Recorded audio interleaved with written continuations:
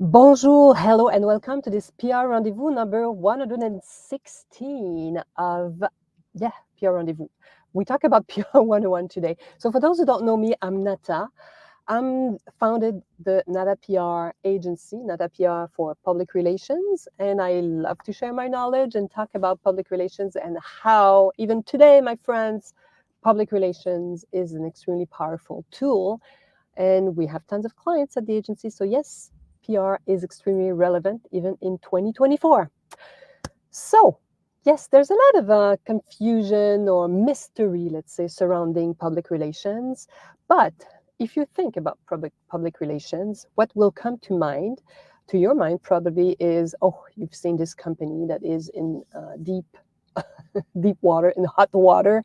They're having some very difficulties, or they did a faux pas, they didn't serve their client well, and there's this major crisis all over in media and in social media. So then you think, yes, they need a PR agency to help them with this matter.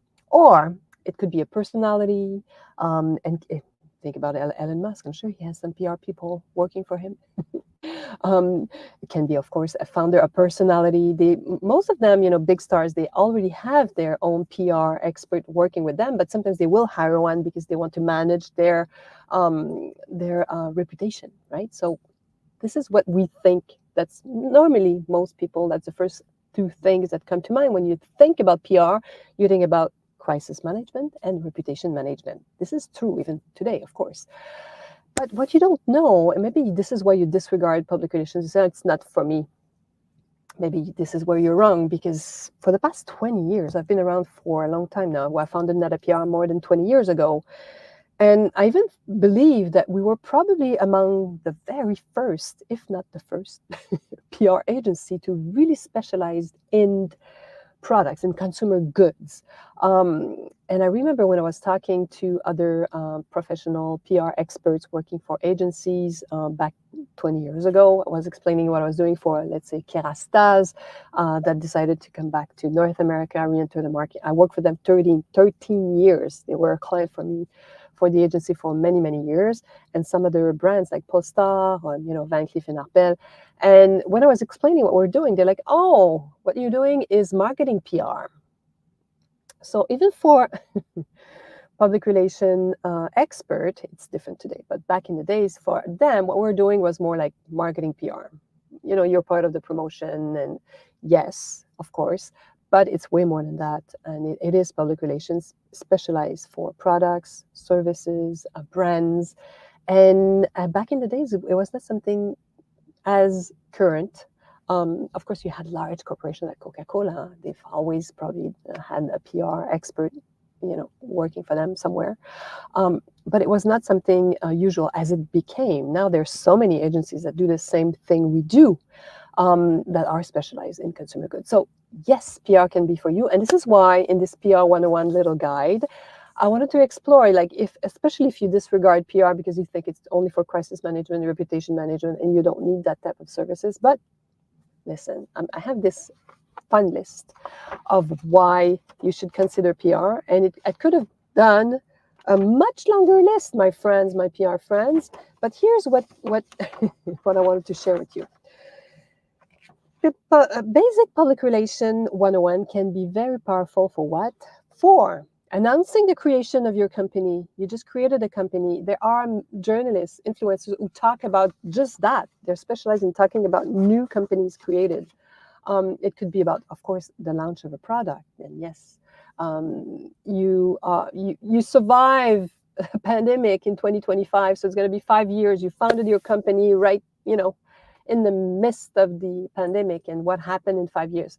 This could be very fun to write your story, contact journalists who will talk about it. That there are journalists who do talk about that. If you do some little research, you will find them, my friends. Yes. Anniversary. You just secured a funding. You just received, I don't know, 10 million funding, so you can announce it because maybe you want more.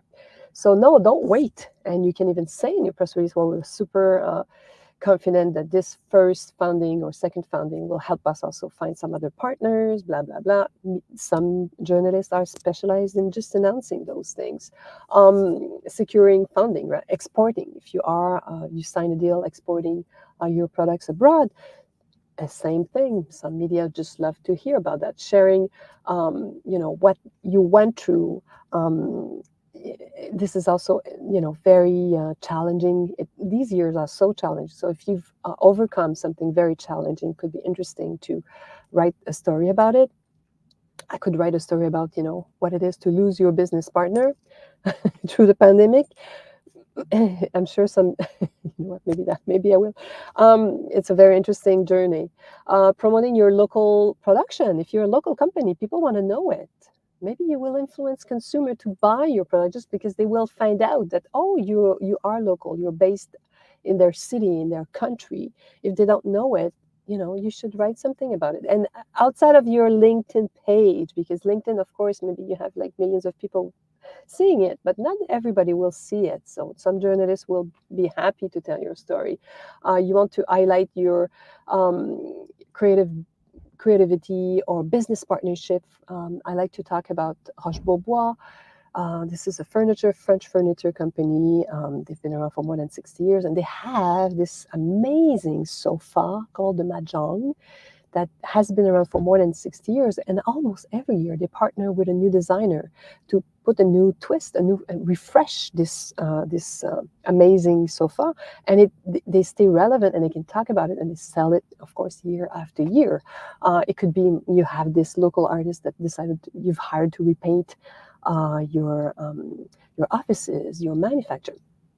This could be fun. I'm just giving you some ideas. You want to promote a mental health program you've implemented for your employees. This is newsworthy, especially in the times we are going through. We hear a lot about mental health. And let's say you posted something on LinkedIn, on your LinkedIn page, and announcing that you decided, because upon request of your employees, wanted to have a vegan cafeteria, so you decided to have a 100% vegan cafeteria at work. And you could tell this story and what happened. Maybe at first many were reluctant, and then a year after you've implemented it, many employees have improved their health, or you have interesting stories. And I don't know if you know, but the vegan trend is such a big trend. So of course there are tons of media talking about it, so this could be an amazing story. So don't stay in your social media, Facebook, LinkedIn, Instagram and TikTok. Get out of it. So what you're doing there, maybe you could write a nice little press release and send it out to journalists who talk about vegan trends. So the list of reasons to consider PR is endless, really. And you can even consult a PR expert if you're not sure if it could be interesting for you to talk about what's happening in your company. I hope they will tell you, because I do. Or you can contact me, of course, natapr.com. I'll be happy to tell you if we can help you. So now you have your vegan cafeteria and PR 101. Now you're convinced you want to do it, but you're not sure about PR yet. We are opening the doors of the NATA PR School on May 27, 2024. And this program is amazing, my friend. It's 6 weeks. And every week we meet together, so we have a chance. It's a small group of, normally we're less than 10 people in each group, so it's fun.